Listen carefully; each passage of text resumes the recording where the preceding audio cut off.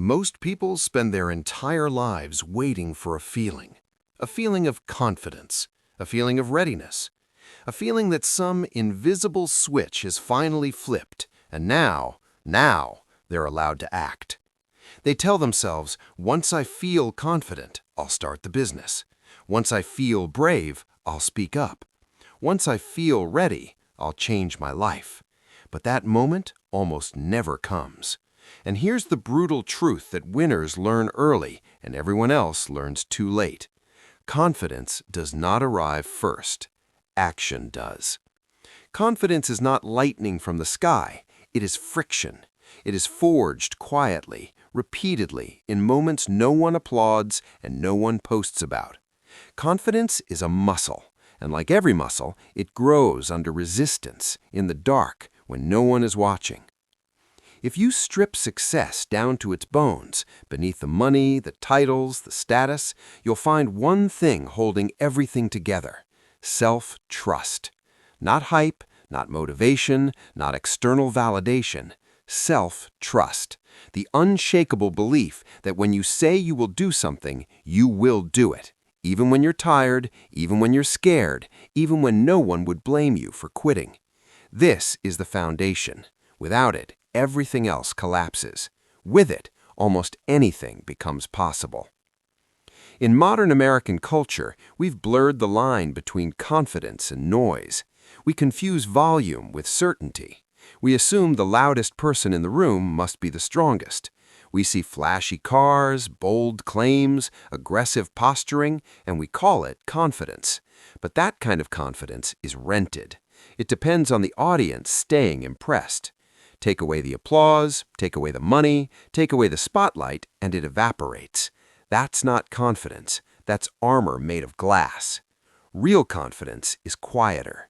It doesn't announce itself. It doesn't need witnesses. It's the calm voice that shows up at 3 in the morning when everything feels uncertain and says, I don't have the answer yet, but I trust myself to find it.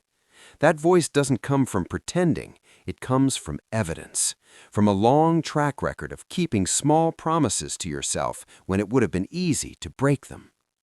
We love the phrase, fake it till you make it, but let's be honest about what that usually produces. Imposter syndrome stretched thin. You can fake confidence in public for a while, but you cannot fake integrity with yourself. Your nervous system knows, your mind knows, and under pressure, whatever you faked collapses. True confidence isn't pretending to be someone else. It's becoming someone you can rely on. Self-trust is built the same way trust is built with anyone else, through consistency, through alignment between words and actions. Every time you say, I'll do this, and you follow through, even in a small way, you strengthen the bond. Every time you say, and you don't follow through, you fracture it. And here's the part most people don't want to hear. You are always watching yourself. You are always keeping score. Think about your day. Think about the alarm that goes off in the morning. That moment right there is not about sleep. It's a character test. When you hit snooze after promising yourself you'd get up, you didn't just delay your morning. You made it withdrawal from your internal bank of trust. When you get up and do what you said you would do, even when your body protests, you make a deposit. Over time, those deposits compound. So do the withdrawals. This is what high performers understand at a visceral level. Confidence is simply the reputation you have with yourself. If your reputation is that you quit when it's uncomfortable, avoid when it's scary, and negotiate with your standards, your confidence will always be fragile. But if your reputation is that you show up, especially when it's inconvenient, your confidence becomes unshakable. Not loud, not arrogant, unshakable. People love to dream big, but they ignore the small disciplines that make big dreams inevitable. If you can't trust yourself to do a 10-minute workout, how can you trust yourself to build a company, lead a team, or navigate a crisis? If you can't keep a simple promise, why would your mind believe you when you make a big one? There is no separation between the small and the large. There is only scale. This is where the law of the micro-win comes in. Small, boring, almost invisible acts of discipline. Making your bed, finishing the workout even when you want to stop, sending the email you've been avoiding, having the conversation you keep postponing. These are not productivity hacks, they are identity builders. Every micro-win is a vote for the kind of person you are becoming. And the opposite is also true. Every time you rationalize, every time you tell yourself a story about why today doesn't count, you're teaching yourself something. You're teaching yourself that your word is flexible, that your standards are negotiable, that comfort outranks commitment. Over time, that lesson sinks deep, and what you call low confidence is actually a perfectly rational response to your own behavior. Now let's talk about the thing most people try to avoid their entire lives: fear. In a culture that glorifies courage, we quietly shame fear. We treat it as a weakness, a flaw, something to be eliminated. But fear is not the enemy. Fear is information. Fear is a compass. It points directly to the edge of your current identity. The problem isn't fear itself. The problem is how most people relate to it. They treat fear as a stop sign when it's actually a direction. They feel the tightness in their chest, the hesitation, the resistance, and they retreat. And every time they retreat, fear grows stronger. It grows teeth. It learns that it can control you. Avoidance feeds fear. Exposure weakens it. Think about it.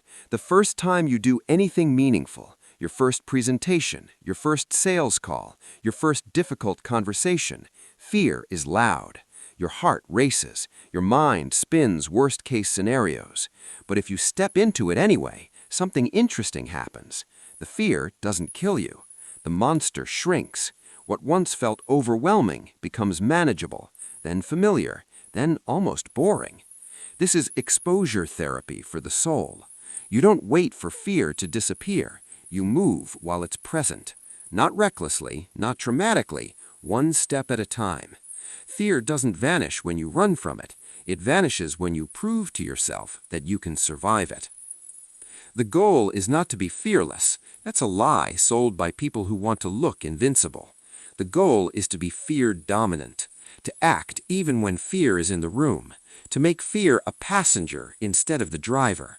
Courage is not the absence of fear. Courage is obedience to a higher standard in spite of fear. This is where micro-bravery comes in. You don't need to overhaul your life in a single heroic act.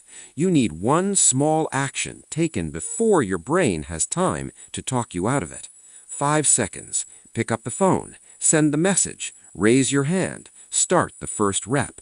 Once you move, momentum takes over. The mind follows the body, not the other way around. Every act of micro-bravery reinforces self-trust. It sends a clear signal. I don't abandon myself when things get uncomfortable. And that signal compounds.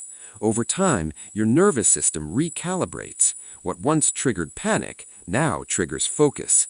What once felt impossible now feels expected.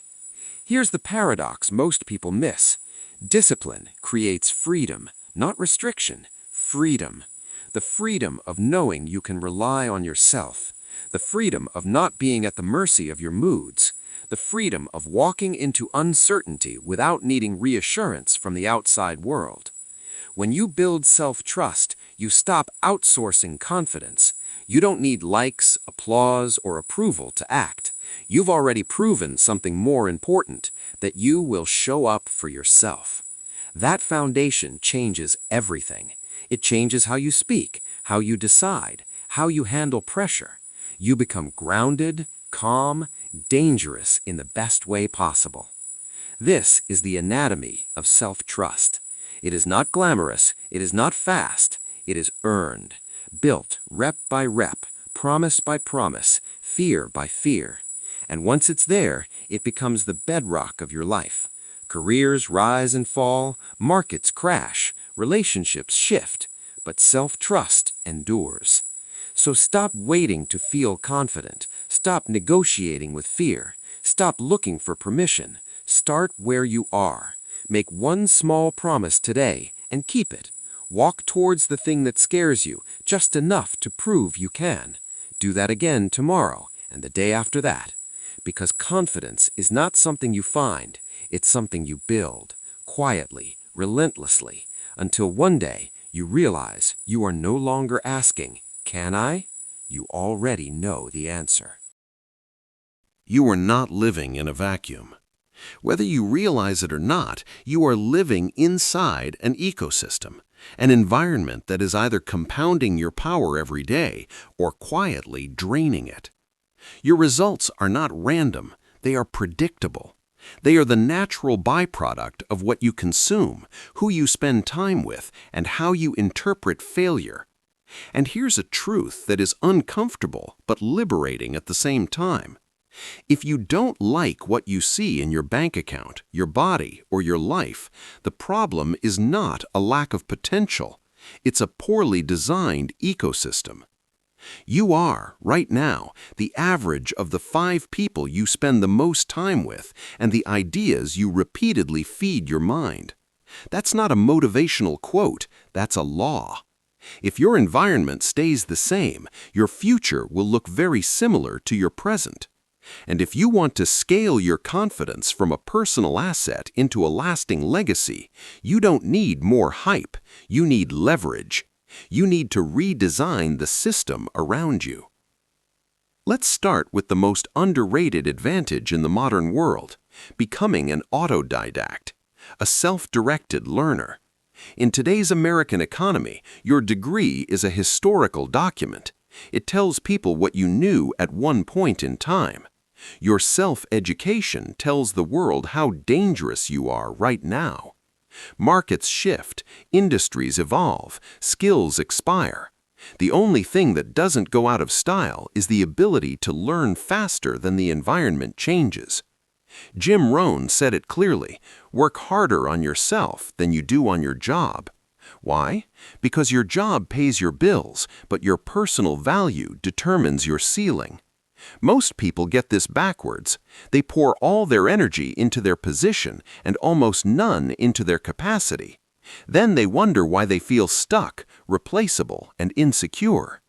Confidence does not come from a title. It comes from competence, from knowing that if everything fell apart tomorrow, you would still be valuable. This is the weaponization of knowledge.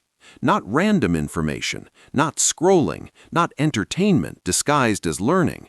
Strategic knowledge, skills that stack, skills that travel across industries and survive recessions. Negotiation, human psychology, communication, sales, technical mastery.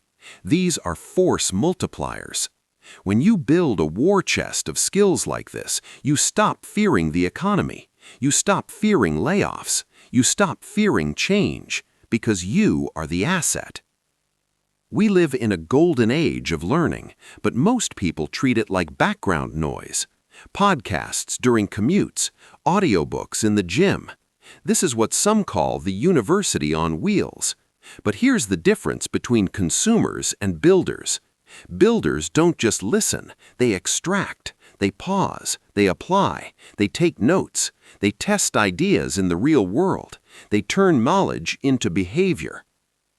And then there is deep work, real focus, undistracted time spent mastering something difficult.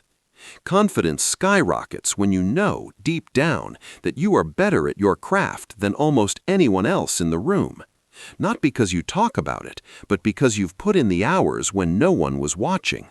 Shallow work makes you busy, deep work makes you formidable. If part 1 was about building self-trust through discipline, this is about amplifying that trust through capability. The more capable you become, the less you need validation. You don't need to announce your confidence. People feel it.